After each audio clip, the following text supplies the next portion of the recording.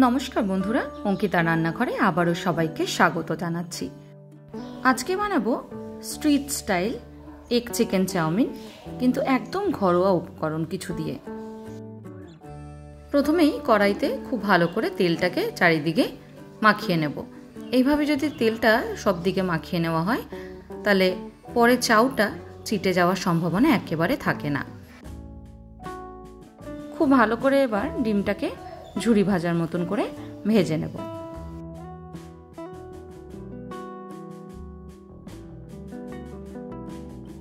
একটু শক্ত হয়ে আসলে ডিমটা দেখবেন আস্তে আস্তে করে ঝুরির মতন হতে শুরু করেছে। ডিমটাকে চেষ্টা করবেন একটু বেশ লাল লাল করে ভাজতে, তাতে খেতে খুবই ভালো লাগে।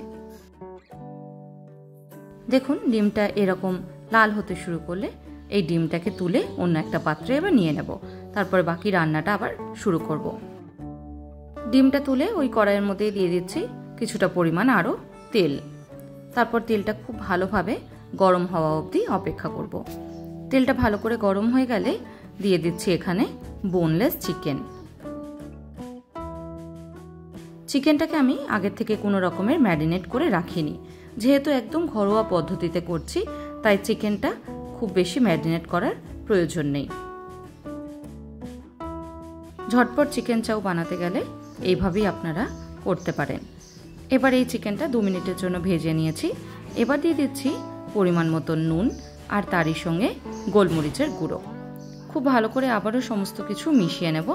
তারপর একদম চিকেনটা নরম হয়ে আসা অবধি ভাজবো।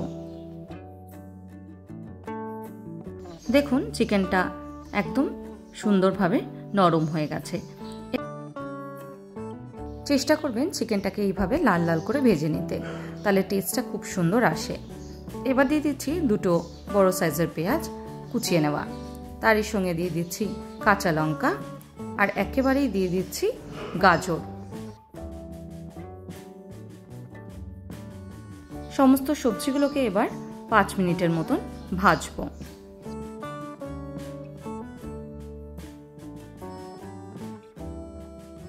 গ্যাসের ফ্লেমটাকে এই সময় মিডিয়াম টু হাইতে রেখে রান্নাটা করলেই কিন্তু হবে। সবজিগুলো একটু ভালো করে মজার জন্য দিয়ে দিচ্ছি এখানে নুনটা দিয়ে আবারও খুব ভালো করে একবার মিশিয়ে নেব।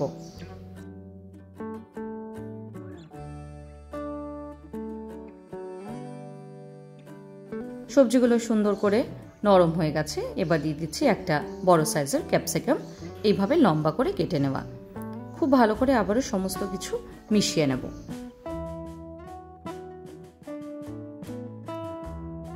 মাথায় রাখবেন সবজিগুলো কিন্তু খুব বেশি ভাজবো না। অল্প নরম হতে শুরু করলেই এর মধ্যে দিয়ে দেব গোলমরিচের গুঁড়ো। গোলমরিচের গুঁড়োটা দিয়েও আবারও খুব ভালো করে একবার মিশিয়ে নেব।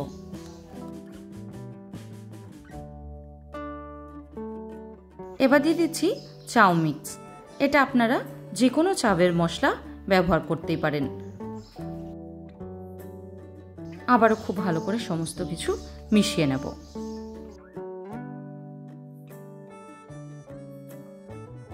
এবার একে একে দিয়ে দেব সসগুলো।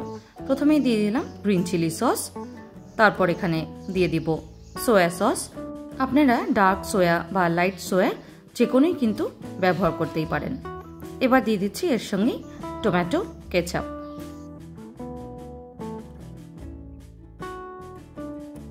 সমস্ত কিছু আবারও খুব ভালো করে মিশিয়ে নেব। এই সময় গ্যাসের ফ্লেমটাকে লোতে করে তারপরেই কিন্তু সসগুলো এখানে ব্যবহার করব।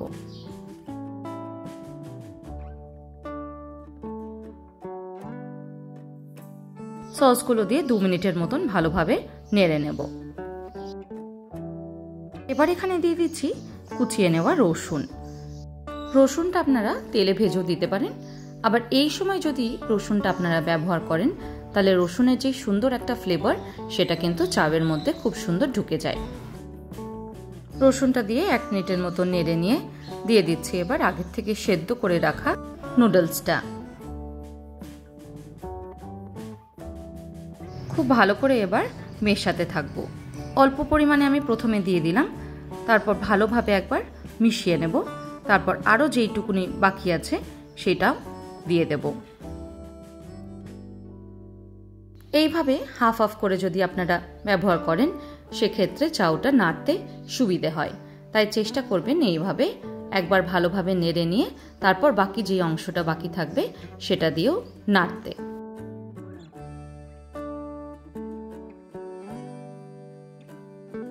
গ্যাসের ফ্লেমটাকে এই সময় মিডিয়াম টু হাইতে রেখে খুব ভালো করে চাউটাকে মেশাতে হবে মশলার সাথে।